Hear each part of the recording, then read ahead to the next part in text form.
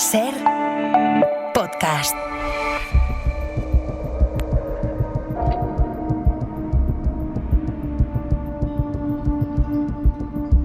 Crímenes, delitos y casos sin resolver. Rojo oscuro casi negro. Con Patricia Peiró.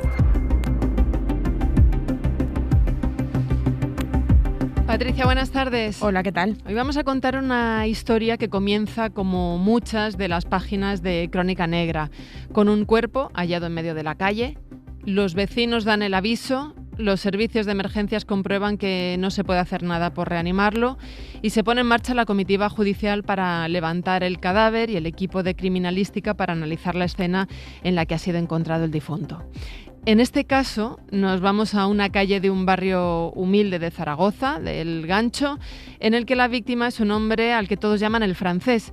Su cuerpo es encontrado el 13 de marzo de 2024. Los investigadores pronto llegan a la conclusión de que ese no ha sido el lugar en el que ha sido asesinado. ¿Qué se encuentran en esa escena exactamente? Encuentran a un hombre semi-recostado contra una pared. En un principio, hemos hablado ya de que es asesinado, pero en un principio no está claro porque, sí que muestra algunas lesiones, pero también podría deberse esa muerte a algún problema de salud, algún infarto que le haya dejado pues ahí tirado en medio de la calle. Pero no, el médico forense, al hacer el análisis del cuerpo, al hacer esa autopsia, concluye que ha sido asesinado y además analiza, ¿no?, o saca una conclusión sobre la forma de la muerte, que es el mataleón, ¿sabes? El mataleón es esa forma de coger a la gente, coges a la víctima desde detrás, le haces como una especie de abrazo con el brazo propiamente dicho y bueno, le dejas sin respiración hasta que pierde la conciencia y en este caso hasta que perdió la vida.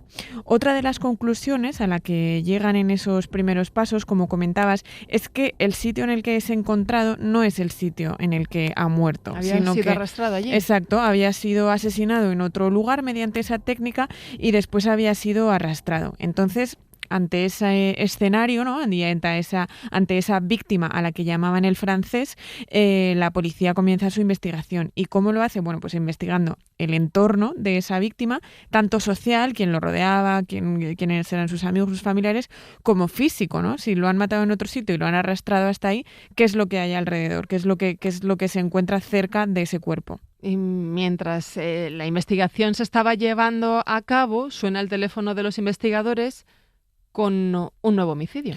Efectivamente, a escasos metros de donde hallaron a el Francés, como a 20 o 30 metros, y también cerca de una casa ocupada, en realidad un edificio entero ocupado. Era un edificio que había estado que se había quedado a medio construir, que por problemas técnicos o legales no se había acabado, se había quedado semiabandonado y bueno, lo frecuentaban tanto el Francés como algunas otras personas. Entonces encuentran también el cadáver de esta mujer, se llamaba Mariana, era una mujer de mediana edad, una mujer búlgara, está desnuda de cintura para abajo y bueno, presenta muchos traumatismos. Entonces dan el aviso de que está esta mujer ahí tirada, que parece que ha fallecido, y acude una primera patrulla, que es algo que suele pasar, ¿no? Primero acuden agentes que están a pie de calle. Y cuando están pues asegurando la zona, ¿no?, comprobando el estado de la mujer que había muerto, pues ven a un hombre al que le preguntan pues bueno, qué hacía ahí y demás. Y este hombre, al que se llama Josemi, les dice de una forma así como sin que nadie le pregunte, ¿no?, qué mala suerte tengo, ¿no? Y ellos, ¿por qué? ¿Por qué dices eso? ¿Por qué haces ese comentario? Dice, no, es que hace 2 meses justo se me murió un tío al que yo le compraba hachís en los brazos, y fíjate, lo tuve que dejar aquí, y ahora pues esta mujer que se muere justo también enfrente de la casa en la que yo vivo, que es esa casa ocupada. ¿Y eso lo pone en la diana? Totalmente, porque mucha casualidad es, y además mucha casualidad que tú hagas ese comentario como, ¿no?, esto de accusatio non petita, sí, ¿no? Nadie te ha pedido que te excuses y tú ya estás poniendo el parche antes de de la herida. Además de esa declaración un poco sospechosa, pues bueno, él cuenta con muchas incongruencias, ¿no? Da como varios detalles o varias versiones en pocos minutos, que ha visto como un grupo de moros, según dice él, se llevaba a esa mujer en un coche, que la habían agredido terriblemente y que luego la habían vuelto a dejar ahí tirada. Bueno, en fin, cuenta diferentes versiones sobre lo que le había podido pasar a Mariana, y los agentes lo que le piden es las llaves de esa casa ocupada enfrente de la cual hallan el cuerpo de la mujer. Y lo que encuentran es que en el patio central pues hay un gran charco de sangre que puede corresponder a la víctima, y también esas marcas de arrastre por el suelo. ¿Y cómo conectó la policía los dos crímenes? Pues aquí hay mucho de ciencia, mucho de investigación y mucho de experiencia detrás, ¿no? De no dejar pasar ningún detalle. Aunque las dos víctimas en un principio no tenían nada que ver, el francés y Mariana pues no tenían ninguna conexión aparente, sus cuerpos sí que hablan. Y lo que ven los investigadores, ayudados de, por supuesto, los médicos forenses, es que los dos presentaban los mismos restos de como una tierra, ¿no? Como de tierra en el cuerpo, en sus prendas de ropa. Y además la ropa también tenía unas características, tenían los dos como una especie de nudos iguales en ambos casos, y eso tenía una razón, una explicación. ¿De nudos? Sí, ahora profundizaremos en eso. Y bueno, los dos, además, tanto Mariana como el francés, pues tenían esa relación, sí que tenían esa conexión con ese bloque ocupado al lado del cual habían sido encontrados. Pero claro, quedaban muchísimos interrogantes entre ellos, pues cómo había muerto exactamente Mariana, a qué respondían todos esos traumatismos. En esta conversación hemos hecho referencia en un par de ocasiones al dictamen forense, que fue fundamental para la resolución de este caso. Para hablar de ello, tenemos al especialista que participó en él, es el antropólogo forense Salvador Baena. Salvador, buenas tardes. Buenas tardes. Empecemos por esto último que mencionaba Patricia. ¿Cómo murió Mariana y qué tuvisteis que hacer para llegar a reconstruir su homicidio? Vamos a ver, Mariana murió por una precipitación que se determinó en el informe y en el acto del juicio, una precipitación homicida. Para que los radioyentes lo entiendan, una precipitación es una caída desde altura. Una caída desde altura puede ser de forma accidental, de forma suicida, alguien que quiera acabar con su vida, o de forma homicida.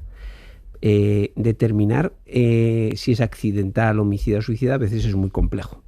En este caso, una serie de elementos de prueba que fueron determinantes. Había dos vectores lineales distintos, uno en la cara en el lado izquierdo y otro en la parte derecha, que el de la parte derecha coincidía con todas las lesiones craneales que le ocasionaron la muerte. Y sin embargo, el de la parte izquierda nada tenía que ver con la precipitación. Unido a eso, encontramos lesiones en el brazo izquierdo que eran claramente compatibles con una sujeción por una mano presionando fuerte. Y luego hay una cuestión importante. Cuando uno cae desde una altura concreta, la cantidad de altura, es decir, en este caso eran 2 pisos, marca mucho las lesiones que vamos a tener, y no eran para nada compatibles la gran cantidad y la gravedad de esas lesiones con una altura de 2 pisos. De hecho, hay bibliografía científica que te determina que no puedes tener las fracturas que la víctima tenía, en este caso Mariana. Todas estas cosas, asociadas a otras muchas que creo que saldrán a lo largo de la conversación, del lugar de los hechos y de la firma de autor, determinaron que estamos ante un homicidio por precipitación. La firma de autor. A ver, vamos a profundizar en eso. ¿A qué te refieres, Salvador? Vamos a ver, cuando se empiezan a plantear los dos crímenes por separado, pero se encuentran coincidencias. Se encuentran coincidencias en el lugar del hallazgo. Estamos hablando que uno y otro cuerpo aparecieron a escasos 20 metros. Ambos cadáveres tuvieron una actuación. Esto que estoy hablando es todo investigación policial, no es investigación forense, pero muchas veces vamos de la mano y en camino, ¿no? Aparte de estar muy cerquita, se descubrió en el examen externo de autopsia que ambos estaban atados de la misma forma introduciendo una prenda de ropa, en un caso una sudadera y en otro caso un pequeño anorak, por debajo de las axilas y con una atadura en la parte de atrás, en la parte de la espalda. Estos son Eso los famosos nudos. Hacía una especie de atillo que facilitaba ser arrastrado para ser depositado en la calle el cuerpo. Evidentemente, si alguien lo hace de la misma forma y con las mismas características e incluso yo diría con la misma pericia, lo que determina es que estamos hablando de la misma persona. Y también fue fundamental ese charco de sangre del que hablábamos, que encuentran los agentes cuando acceden al bloque de edificios. ¿Por qué fue fundamental para demostrar que había sido una caída empujada, ¿no? Y no voluntaria? El charco de sangre aquí simplemente es un indicio que nos determina probablemente el lugar del impacto del cuerpo de la víctima en el lugar. Se sabe así la voladura que ha tenido, es decir, la altura y también la distancia con la vertical. Eso nos permite saber si estaba verdaderamente proyectada, como es el caso, y eso se aclaró en el jurado. Y luego eso que hemos dicho antes de la firma del autor, porque junto al charco de sangre aparecía una zona de arrastre, que evidentemente arrastrar a una persona es más fácil con esa atadura que llevaba. Es importante que la forma de atar y la forma de arrastrar se llevó a cabo un vídeo en colaboración Policía Científica con los forenses y concretamente con los residentes del Instituto de Medicina Legal que hicieron de actores, en este caso de víctimas, para colaborar en esa tracción, el dramatizar esa forma, y se puso delante del jurado este vídeo para que entendieran y comprendieran cómo podía haber hecho el autor el arrastre hasta la calle. Oye, ¿y Josemi, el acusado, qué perfil tiene? ¿El qué? Josemi, el acusado. ¿El qué? ¿Qué perfil tiene Josemi, el acusado? Bueno, pues una persona que era consumidor de cannabis, que desde el punto de vista psicológico y psiquiátrico no se encontró ningún perfil de enfermedad mental grave, pero que era una persona que estaba acostumbrado, que llevaba decenas de años viviendo en la calle, en condiciones de marginalidad, en un mundo, pues eso era una casa ocupada, que aunque la fachada parecía una casa que estaba bien, dentro estaba solo la estructura. Entonces esa situación de vivir en la calle te da una personalidad un poco especial y su forma de vida y su biografía marcaba eso. Fue acusado a 38 años de prisión. Sí, el jurado sentenció la culpabilidad y el magistrado, en este caso que presidía la sala del jurado, condenó a 19 años por cada uno de los homicidios. ¿Y se llegó a saber por qué los mató? El autor lo negaba y al negarlo es muy difícil saber. La motivación puede ser diversa. Probablemente en el entorno en el que estaba era una especie como de su lugar de actuación, por así decirlo, el lugar donde vivía, y eso pudo matizar mucho pues que las personas que entraban o salían tenían un poco que estar bajo las normas que él debía poner. Eso es una suposición más que una realidad, porque vuelvo a repetir que el autor lo negó. Y durante el juicio mencionasteis una expresión que me gustaría que explicaras, y es la de aniquilación del centinela. ¿Qué quiere decir eso? Vamos a ver, antes has mencionado, Patricia, si no recuerdo mal, el tema del mataleón. Sí. No es exactamente un mataleón. Un mataleón es presionar el cuello de la forma que sea, puede ser con el antebrazo, puede ser con las dos manos, para cerrar la circulación de habitualmente las arterias y las venas que van al cerebro, en este caso las arterias. Basta con poca presión para que alguien pierda la conciencia. Si mantenemos esa presión, al final podemos provocar la muerte. En este caso no era eso. Se producía una maniobra que llamamos de aniquilamiento del centinela, porque lo hacen los equipos militares de guerrillas, que consiste en anclar el hombro con uno de los brazos y con la otra mano, se puede hacer tanto con derecha como con izquierda, habiendo anclado el hombro, se rota fuertemente con la mano la cabeza cogiéndolo de la mandíbula, y esa tracción al lado contrario, donde estoy sujetando el hombro, produce una fractura cervical que es absolutamente incompatible de la vida. En el fondo lo que se hace es retorcer el cuello hasta matarlo. Claro, lo que se dice romper el cuello. ¿Y eso qué requiere? ¿Más fuerza o más pericia? Requiere ambas cosas. Requiere que sea muy, muy rápida, Segundo, que la persona no se percata porque suele, de hecho, se hace por detrás, y que dejó los vestigios en el cuerpo, uno en la zona de las costillas, en el lado izquierdo, otra en el labio, en la parte interior del labio, y posteriormente la fractura de la vértebra cervical C3 y C4 que lesiona la médula y rompe. Es decir, la única maniobra que podía ser compatible para producir eso es la maniobra que se explicó incluso con dibujos y diagramas al jurado. Salvador, yo tengo una pregunta que ya es un poco más personal. ¿Cuántos años lleva ejerciendo de antropólogo forense? Médico forense, y mi especialidad es la antropología forense. 36 años. Recién jubilado, ¿eh? Toda una eminencia en España y en Aragón, que es de donde somos hoy nosotros. Celebro un mes de mi jubilación. Hombre, ¿y qué tal? ¿Qué tal se vive desde el otro lado? Aún no me he acostumbrado mucho, pero yo creo que se vivirá bien. Me ha empezado a bajar la tensión arterial y empiezo a dormir mucho más tranquilo. Es lo que le iba a preguntar. ¿Cómo se deja uno pues todas las imágenes que usted ha tenido que ver en el trabajo, digamos? ¿Cómo hace para no llevárselas a casa? Bueno, a veces es difícil, pero la familia, los amigos y tener otras aficiones favorecen que nos olvidemos de estos dramas. Claro. Y además nosotros aquí le seguimos dando trabajo a pesar de la jubilación, así que... Bueno, esto no es trabajo, esto bueno. es otra cuestión. Muchas gracias, Salvador Baena, por acercarse a los estudios de Radio Zaragoza. Muchas gracias. Disfrute mucho de la jubilación. Gracias. Un abrazo muy fuerte.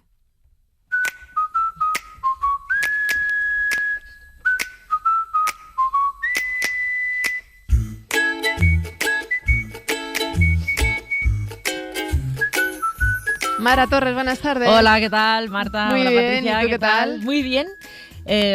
Muy bien. Yo vengo a contar de qué países hablamos ¿Tienes hoy. partido? Que son los que juegan después del partido que habrá esta noche, que son Suiza y Argelia, que suena raro porque ahora mismo todo el mundo tiene en la cabeza España. Claro, es España. El partido de ahora. Pero nosotros hacemos Suiza y Argelia, lo estamos haciendo así durante todo este mundial, que es hablar de los países que juegan justo después. Argelia ya nos tocó. Nosotros ya hicimos Argelia cuando jugó con Argentina. Entonces descubrimos algunas cosas bastante chulas. Ahora te voy a traer una canción que sí, que yo no sabía la historia y te la he traído para cerrar esta ventana, pero ahora nos toca también hablar de Suiza. Me decía Antonio Lucas Miras, que está esta noche, me decía, es curioso, casi podríamos definir a Suiza y Argelia como el caos y el orden. Y podría ser, o sea, imagínate el desierto del Sáhara, que hay una parte que le pilla Argelia, y las montañas nevadas de Alpes, Suiza. claro. Después, no sé, los mercadillos argelinos y la puntualidad suiza, el chocolate, los bancos, en fin, que te voy a contar, a ver qué aportan los oyentes, que seguro que son muchas cosas.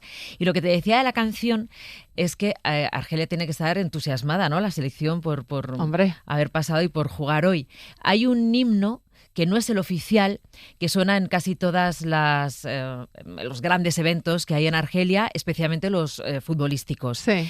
¿Tú conoces la canción de Marc Anthony, Vivir la vida? Sí, claro. Vale, esa canción originaria es de un argelino que se llama Khaled. Y la canta en francés y en árabe. Y ya verás qué chula suena y cómo te sube, te da un subidón al escucharla, ya verás.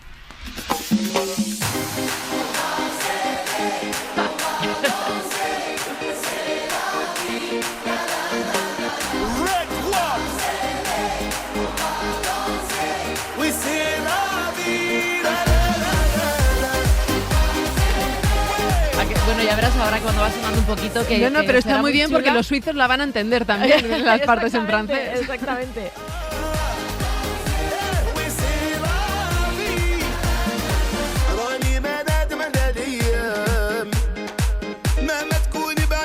Hablaremos de todo, también como, bueno, estos días empiezan ya las fiestas del orgullo, también querré saber y vamos a intentar contar cómo es la relación que tienen estos dos países con la comunidad LGTBI. Probablemente bastante diferente. En Argelia está completamente criminalizada, con pena de cárcel. Suiza es uno de los últimos países que aprobó la ley de matrimonio igualitario, la aprobó me parece en el 2022, sin embargo desde hace mucho tiempo hay tolerancia, de hecho ellos celebran en Zúrich también el Día del Orgullo. Y en Ginebra.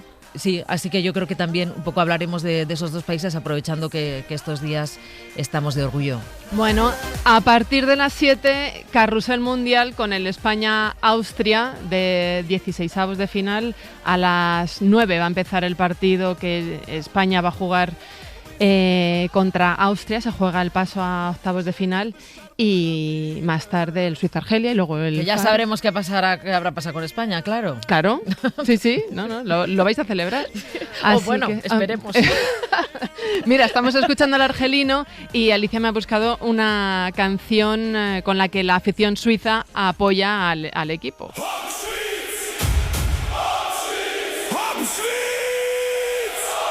¡Qué energía! Mucho más germano esto, ¿no? Sí, menuda energía. Como para perder con esta canción, ¿no? No se puede. Y todo puede pasar porque estamos viendo cosas sorprendentes en este mundial y eso que nosotros somos muy poco futboleras, pero realmente nos estamos contagiando con el entusiasmo de... Además de es que por horario os os pilla fenomenal. Sí, estamos entregadísimas. Os escuchamos esta noche, Mara. Venga, Marta, ahora adiós, chao. los compañeros de Carrusel.